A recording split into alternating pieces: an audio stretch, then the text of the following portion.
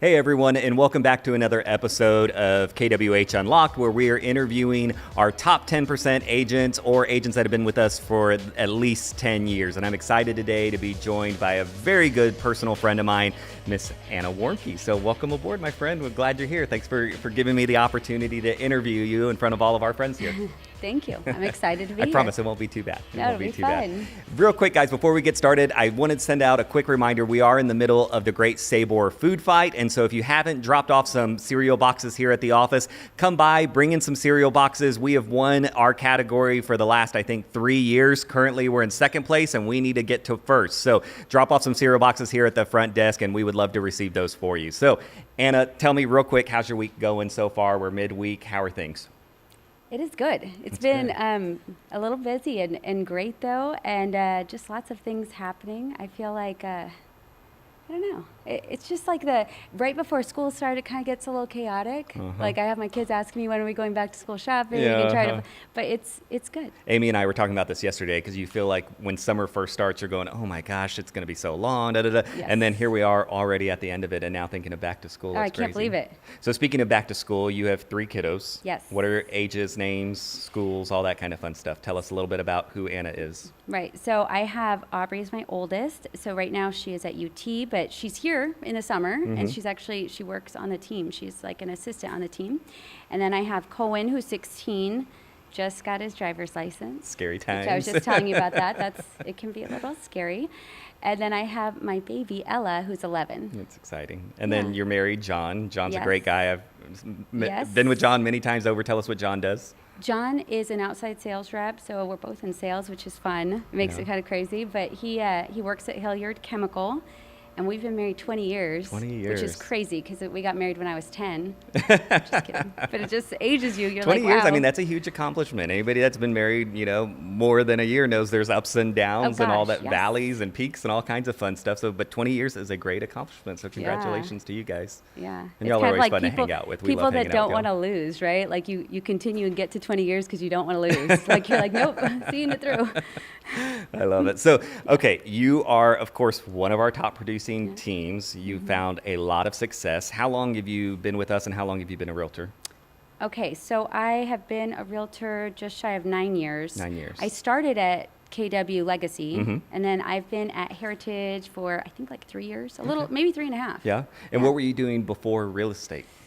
So I did some different things, but right before real estate, I actually had been staying at home. So I was a stay-at-home mom for about 12 years, which just sounds crazy. So hardest job out there for sure. It is so hard. It is, but sometimes I think it helped me get more organized and be able to tackle a lot because you're kind of thrown with everything, and so I think it's good. I don't doubt it. I've seen multiple stay-at-home parents, whether stay-at-home dad or stay-at-home mom, come into this industry and find success, and I think a lot of it is because you guys are used to juggling. You're used to having to communicate in a softer way to explain things sometimes with little ones, which comes in handy in this business. Yes. So wow, stay-at-home mom, and then what led you to making the jump of getting into real estate? Well, I knew I wanted to start working again, and my kids were getting older, and I always have to be busy. So one thing that actually did help me when I was a stay-at-home mom is I was involved in so many things that I was building my network, and I had no idea. Like PTA and those types of things? So PTA and the church and, baseball mom and different things like that. So I got to know so many people, and I was volunteering a lot, and that really, I had no idea that would really help me later. Because it really, my first year, like right in, I was doing well. But so I wanted to go back to work. I did have a friend that was in the industry, and I asked to join your team, and I just started from there. And, I didn't really have an expectation. It was weird. Yeah. And so then that first year you make that jump, which is always a huge leap of faith. What was the family thinking at that time? What was John thinking when you said, hey, I'm going to go get my license and get into real estate? He's always supportive like that. Like he's always like, you can do it. He's always very good about that. And we were like, just with our scheduling and timing, his work can be flexible and he could allow me to do different things. So I think it was a good place in time. He was already taking care of the family money wise. And so we were like, let's just see what will happen. Yeah. And I had no idea. Yeah. Like, and then obviously it paid off it well went good. because I know your first year you had an incredible first year. How many Yes. homes did you sell your first year? 30 homes. 30 homes your Yes. first year. Right on. That's so Yeah. incredible. So And I just remember right when I got my license, my next door neighbor was like, okay, good. You can sell my house. And I Yeah. was like, oh my gosh, that doesn't normally happen. Yeah. I'm not saying to expect that, because don't expect that. I where always do tell you people, don't. equate your initial success? Where do you think that came from? I really think it was how involved I was in different things. But also, here's one thing, and I always tell this to people is, build your network, but do it for things that are genuine, that you like and that you enjoy, because then it's all natural. There's nothing fake about it. It's just like things that you like. So I was in social committee. I was in a run club. I remember when I was running and they would see that I was doing well and just run up next to me and they'd say, okay, can you help me with the house? And there was, a lot of people I helped from there. And it was just real deep connections I had with just the things I like to do. Yeah. And that really helped a lot. Do you feel like the majority of those 30 homes your first year, were those coming through your relationships? Were they coming through leads from the team, through other activities? Where do you think that came from? So the team that I was on did have Zillow, and that there was some from Yeah. Zillow. Some were from my own people. Now that I'd have to kind of think about how, I think probably at least half were my own, but Zillow is hard. Yeah. And people, I think that they think it's easy. I would say it's explain hard. that for agents and for anybody that's not in the industry Yes. on what it means to work Zillow, because people I don't think understand what Right. that model is. Right. So basically, we'd get a call, and whoever could grab the call, got the deal. But it's people that are calling in randomly. They might have an agent. A lot of times they do. They don't want to bother that agent to go open the door or, something like that. But they just they don't really respect you. They don't really know you. They don't care. They just, can somebody open the door? So what would make it difficult is that you have to build rapport with them, build trust, but also like they just, I don't know. They would make you try to run out. Like I remember a holiday that I went and I had asked, I always try to ask, I say, are you working with someone? A lot of times they'll say no Right. because they want to see the house. And I just remember being there on a holiday and I'm talking to them and they said, yeah, we were about to go inside the house. And they were like, we just saw this other house last weekend. And I said, oh. You went, what? I go, I thought you didn't have an agent. Well, we're not married to anyone. I was like, oh gosh, I just left my kids. I just left my family on a holiday. And they are just wanting me to open a door. And that's, oh man, it's rough. Yeah. Yeah. And for some people it can be a good model, but for a lot of agents like yourself that have built relationships and are very intentional about what they're doing in their business with their relationships, it quickly becomes a model that you go, okay, yeah, I don't want to mess with that.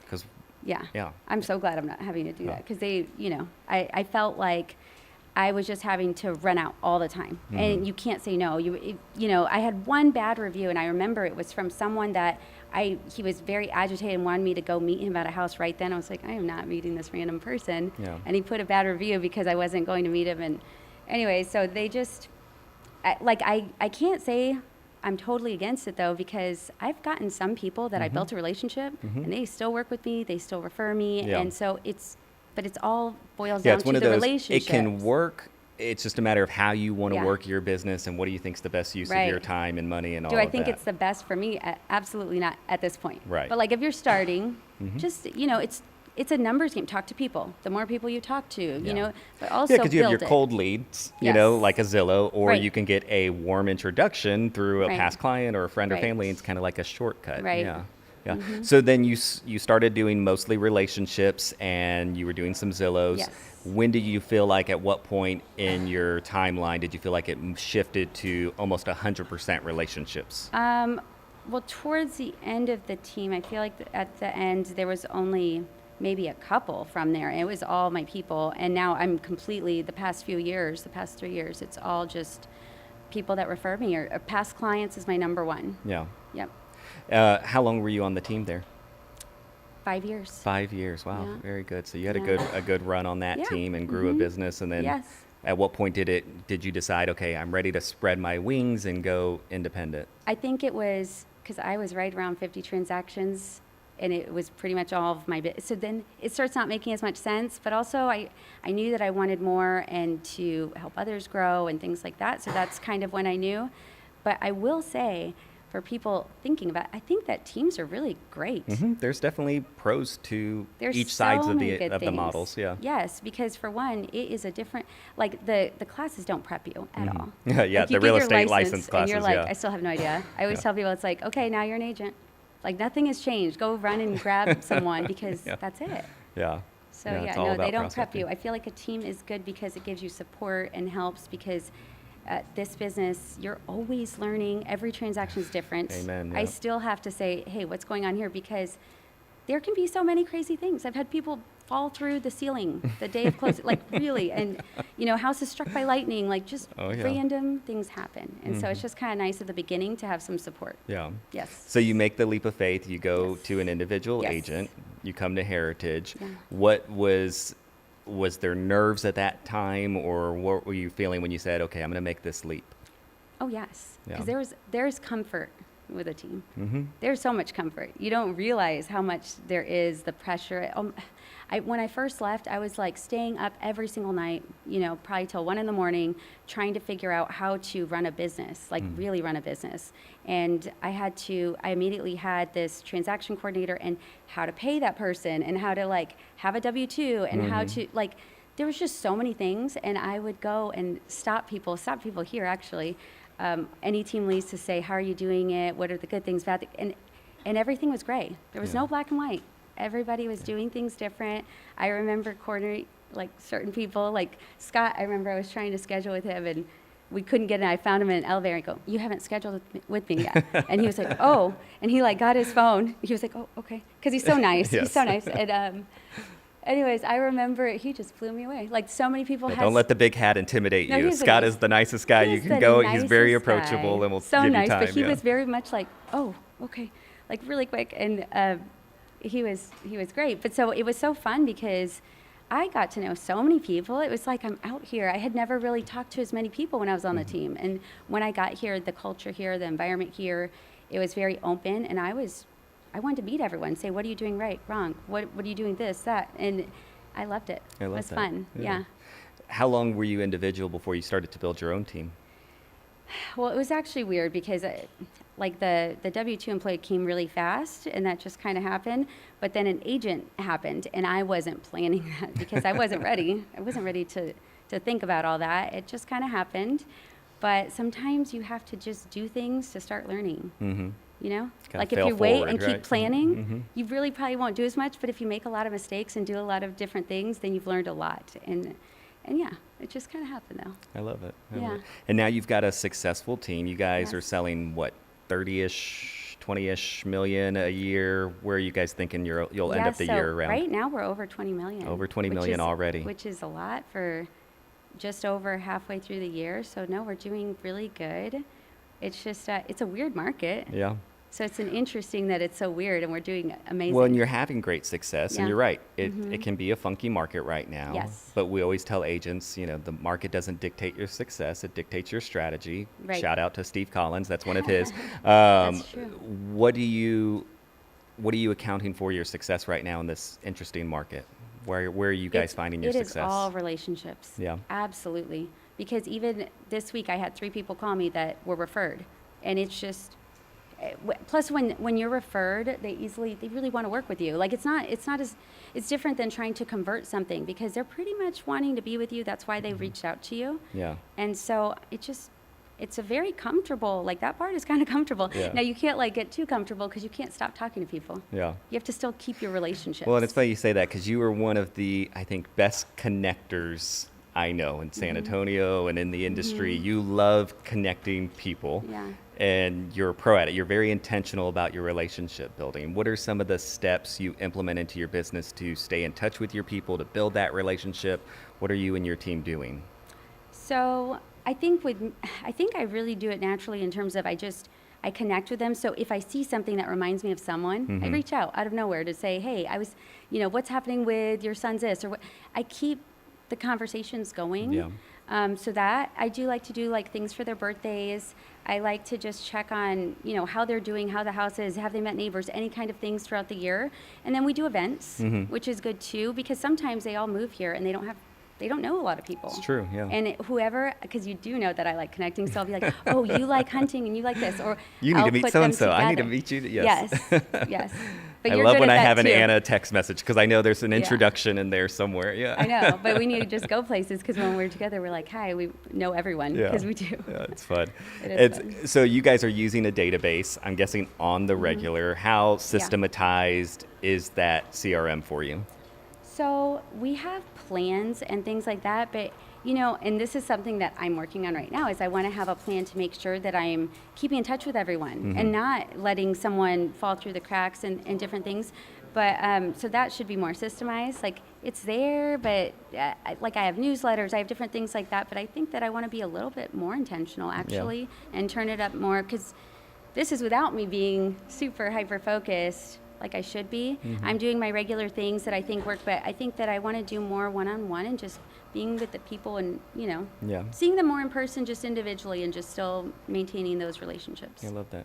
One of the things I was really proud of you for this year was you and your family just took a huge trip. Yes. And it was also at the time where you were having one of your busiest months ever. So first tell me, how many closings were happening that month? So it was 11 closings ended up happening, but it was like 4 while I was on vacation. And so 11 in that month, and then you left for how long, and where did you go? I went for 10 days to Italy. Love and that. 10 days was like the minimum to make it work because of the flight, getting there.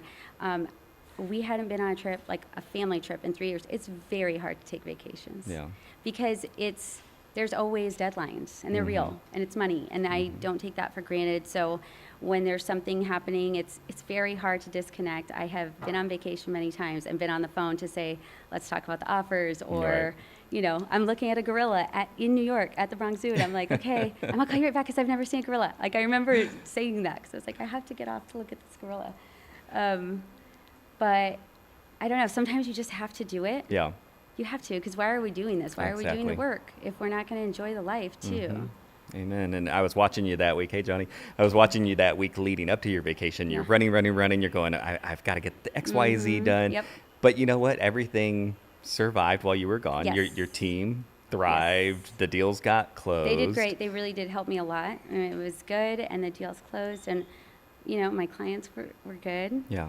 I'm glad. Like that was one of the great things about the team, is that I did have a lifeline here to help. So that was good. Well, it was good to see you take that time, because I think so many top producers just keep grinding and like you said, if we're not going to take moments to enjoy our families, enjoy our life, then what's this all for? What is it for? And so I'm glad you kind of led by example on that for not only your team, but other agents in the office of, look, I can disconnect for a while.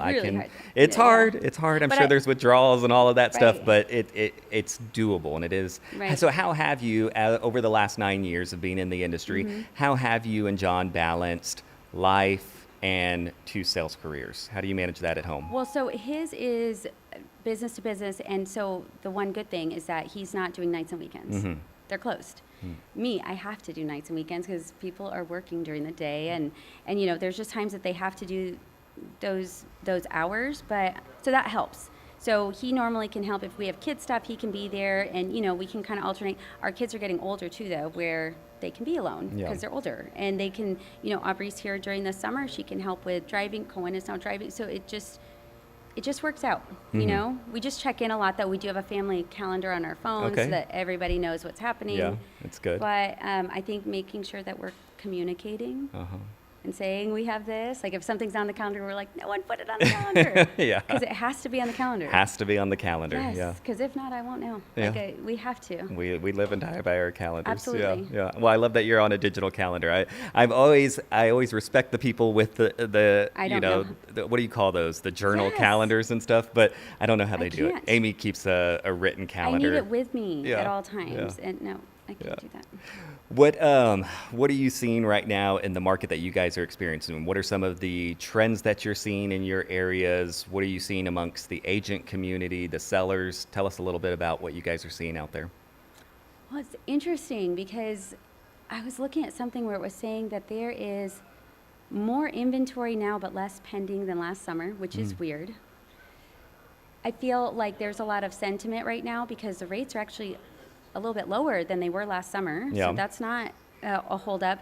I do feel like when there's things happening in politics, just in the world around us, things like that, just like with stock, people pause on real estate. Yeah. And they get nervous. And so I feel like it's kind of a weird a time. Like listings, I feel like sellers are feeling nerves just because the time on market, the last stat I saw, it was like 75 days on market is the average. But I think that we had to have it because we had to have like something normalized, you know, compared to COVID. Yeah, COVID couldn't last forever, that's for sure. No, and the thing is that people are forgetting that during that time, yes, you'd get like 20 offers. That's great, but it was an overinflated type price.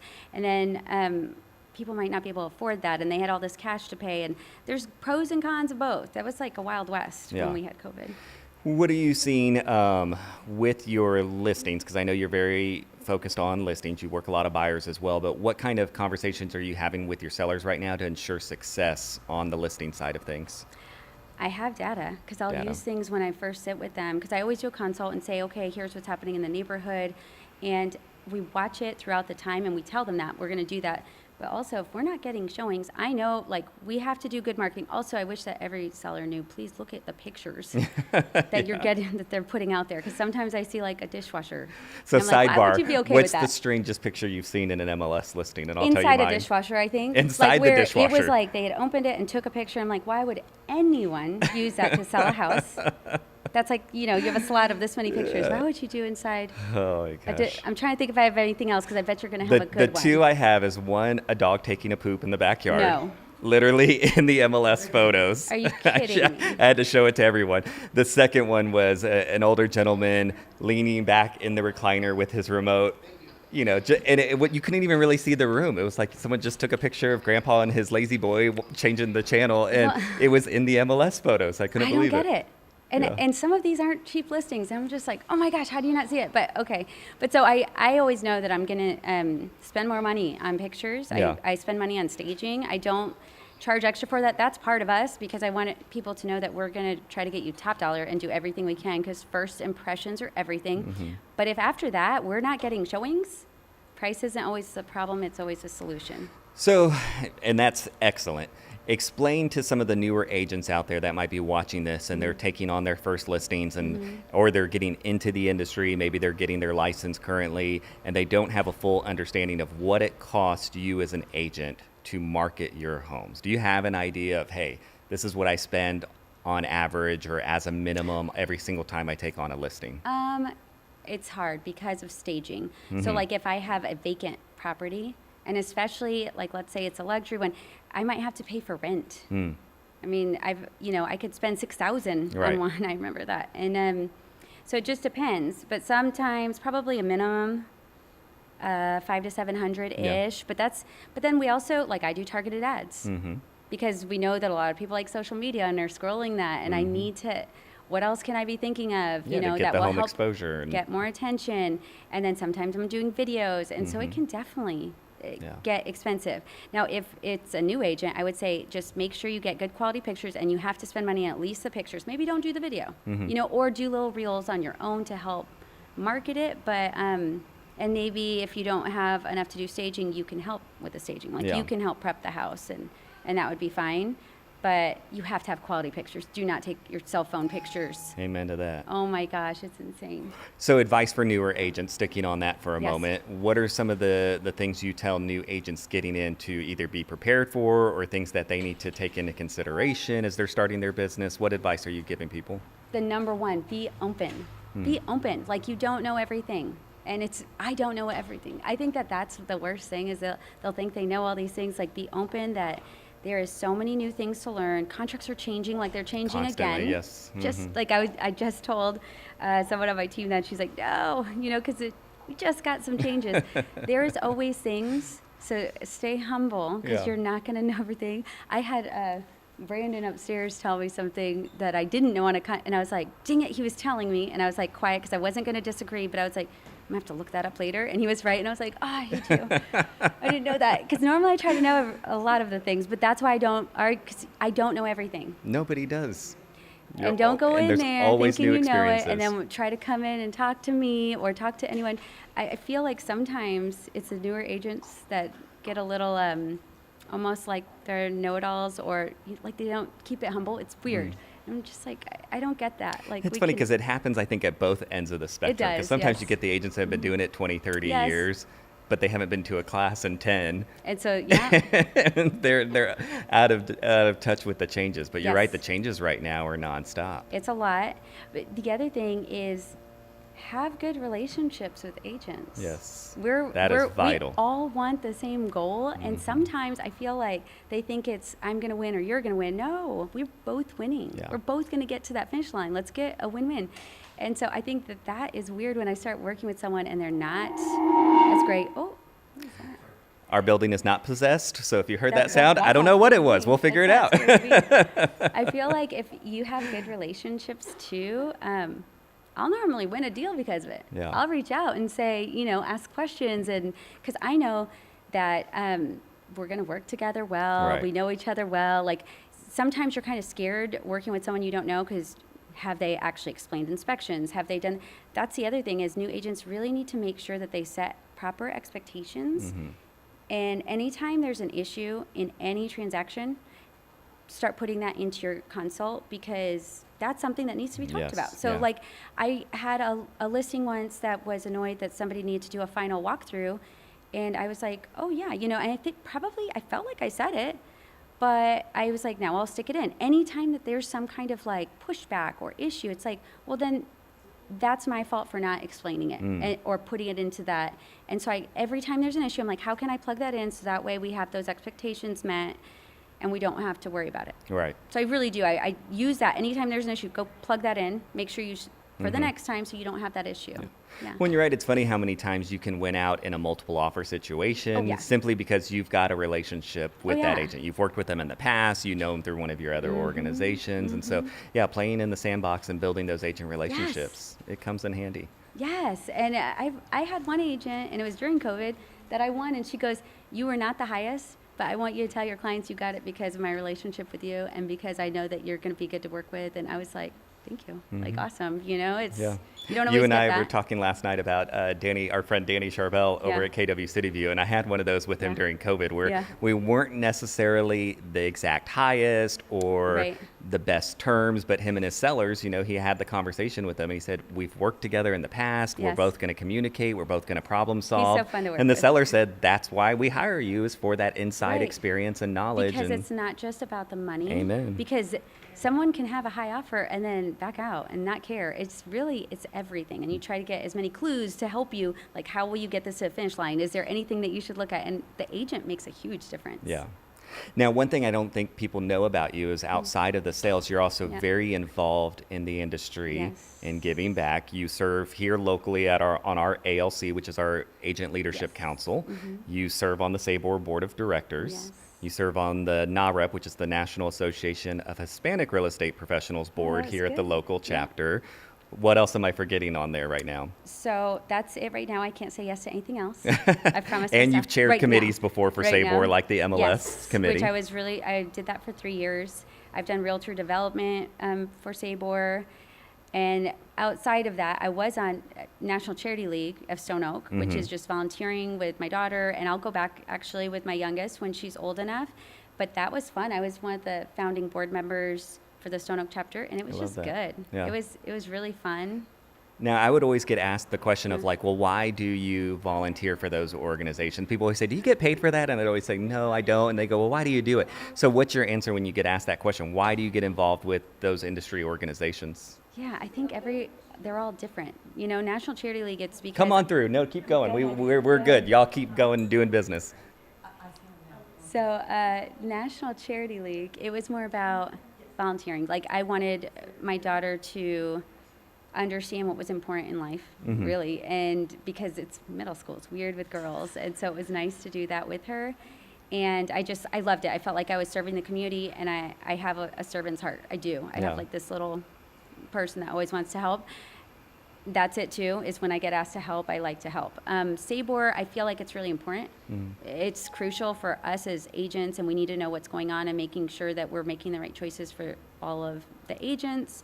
So I think that's why I like that.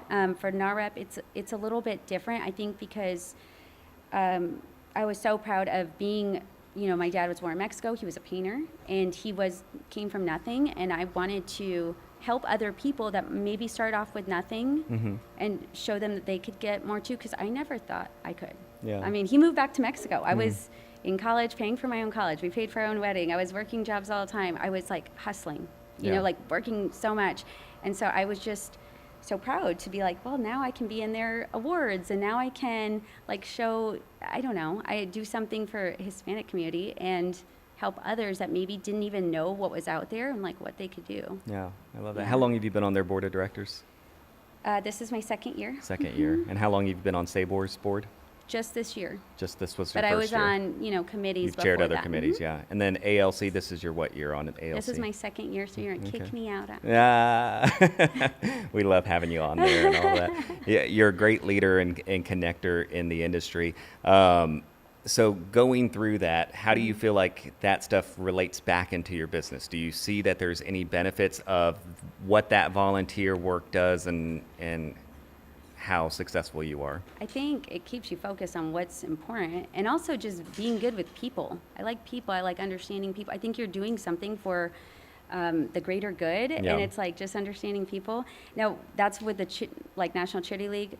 For NAREP, I think it is a way to get, like, you can do referrals and you can help people, like you get connected nationally, which is nice.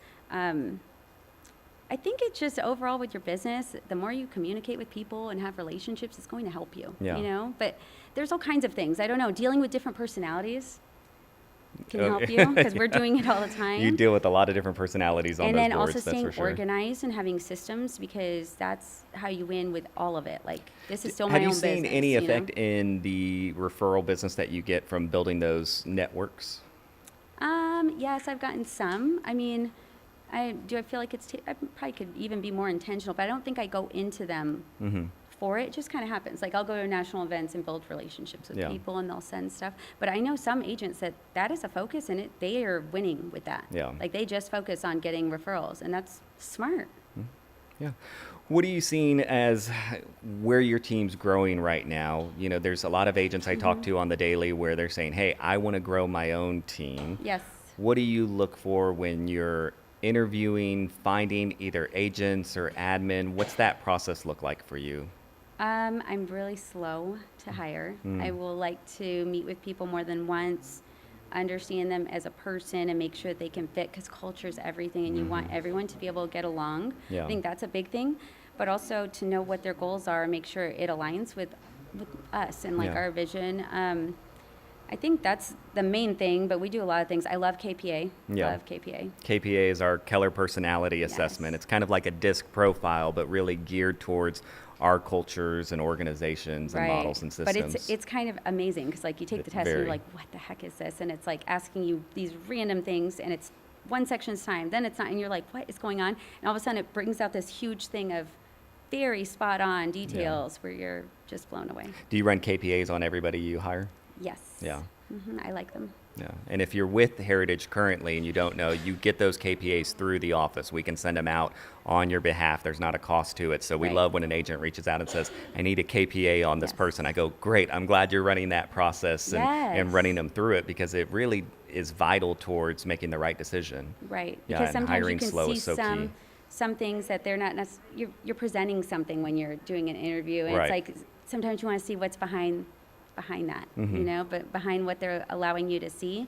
And so anyways, you can't always tell if it'll be the right fit, but whatever help you can get, because it does take a long time to like train and process and do, and it's a lot, As you're going through your success, your transaction count, taking care of your family, being in a great relationship with John, how do you manage your stress? How do you manage the day in and day out of being a realtor? Because we all know, if you're in the industry, you know what you see on Bravo and HGTV is not always an accurate portrayal of our day-to-day business. So how do you handle the stresses that come with handling people's largest investments? I think that I can compartmentalize for one, because I think at the beginning I couldn't. I would cry with my clients. I would, because you feel so much.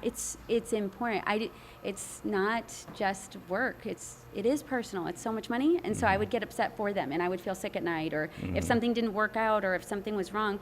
I think I've compartmentalized, and I can turn it off, because I also know that we'll figure it out. Yeah. Always, and so that's been good.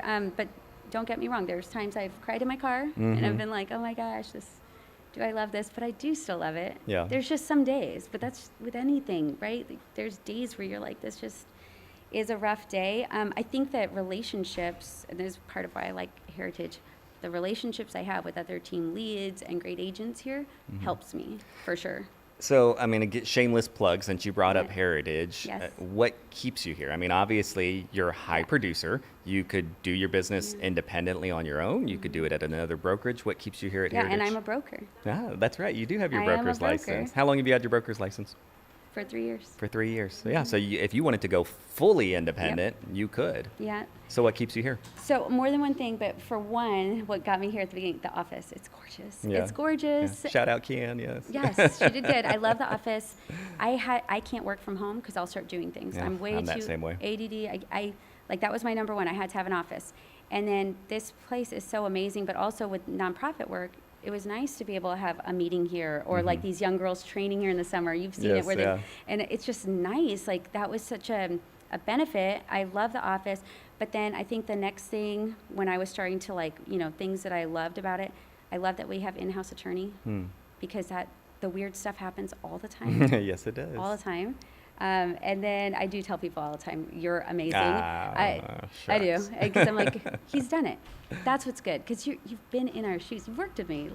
So I know you know, but also people listen here. If you're like, I want to do this or that, they're like, let's see how we can. Yeah. It's never a no. It's always like, let's check it out. And I Yeah. like that. It's a makes you feel like you're important, and that it matters what you're thinking. So no, I love the environment.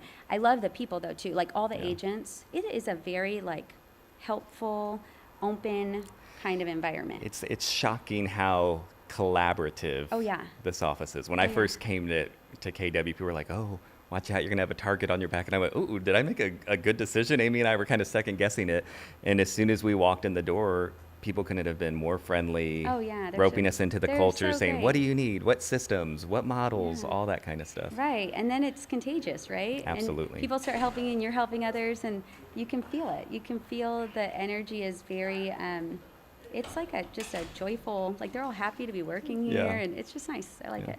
Now, as collaborative as it is and as friendly as she is, don't let the smile fool you, because she said a second ago, we worked together, and we have worked a transaction together, and was she so is funny. hardcore, this one. It was so, I laugh because I totally adore Grant. You are one of my favorite people. But I just remember we were under contract. We had signed off that his sellers would get us a brand new roof.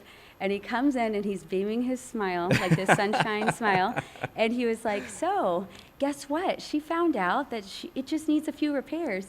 And I started smiling really big, and I go, I'm not getting rid of that roof ticket. We got that roof done. And I just smiled, and he goes, okay. And then he walked out. And I was knew like, I knew it was a long shot since we'd already agreed to the roof. But he was you know. smiling so I was like, there's no way I'm going to get rid of that free Yeah, roof. There's yeah. no way. And he's like, okay. We all got closed. Everybody's happy. Yeah, Yes, yeah. yes. But it was funny. But yeah, It was- she's hardcore on her transactions. Yeah. Don't let the sweetness fool you. So, Yeah. no, we loved it. It was a good time. And like I said, you've always been such a great part of the culture. What's next for you moving forward? What's 2026 look like for you individually, your team? Yeah. What are some of your goals you're aiming for? I'd like to grow the team a little bit more. I think that I would like to add at least a couple more agents, Yeah. because I think that we probably need it, or maybe a showing assistant. I don't know. We're busy. We are busy in an amazing way, and we're handling it. But I'd like to make sure that we're scaling and leveraging, so that I'm not crying in my car or working too much, because I need to be able to sustain it. But because we love the people that we work with, and we love what we're doing, we Yeah. want to make sure that we can keep doing more. And so I think yes, probably adding more people. But keeping it, we have some great systems, so I think utilizing that, just growing a little bit bigger. Yeah, so Yep. growing, but growing responsibly. Yes. I like it. I like Yes. it. And then for our agents that are here that don't know you personally, Yes. give me 3 interesting things about you that we might not know. Oh gosh. I love books, so I'm always in a book club. Okay. I'm always reading a book. How much books do you read a year, do you think? Oh my gosh, I don't know. A lot. Like I always have pretty much 2 books because it's always like a development book and then like a fiction. But I have books all over. They make me really happy. I love being around What's one books. of your favorite development books? I just read Crucial Conversations, which was amazing. Really good book. I've been recommending it to everyone. But there's so many good ones. And then sometimes you can just listen to it again and you're in a different place in your life and you're getting something else from it. So I like that. But that one is... I love a good reread. I would because you're right. absolutely keep that. Different phases, it hits you differently. That one's on the rotation. And then just fun fiction. I could read anything. It's just, it's an escape. Yeah. You know, like if I have a lot of craziness and then I'm just reading something that has a dragon in it, or I don't know, it could be something random, but it's an escape. Trying to think of what else. I like to work out. I ran a marathon. Did you really? Wow. Yeah. I've only done a half, and that was plenty for me. I'll never do a full. I ran a marathon, but it was in 2020. And was it the Rock and Roll here in San Antonio or somewhere else? No, it was in Houston. In Houston.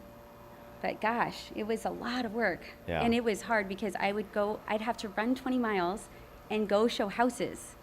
And I just remember that I was like, okay, y'all can go upstairs and I'll just wait down here. Because I was so sore.